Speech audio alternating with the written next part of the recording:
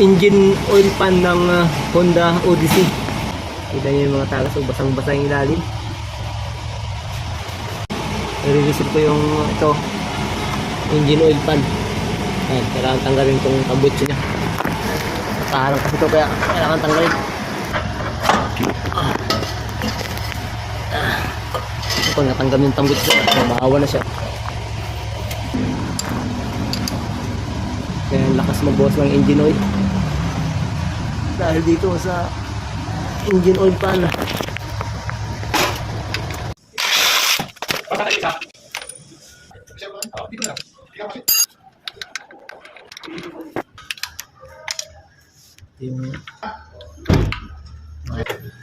Ito yung crankshaft sensor niya.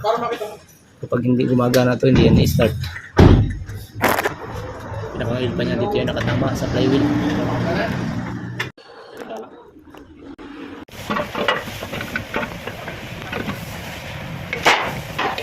Oil strainer. Engine oil pa niya. Nireset ko lang. Nireset lang naman to. Walang ginagamit ko dito, Vita Gray na Hardex. Ginagamit kong pang-reseal. Sampak na oh.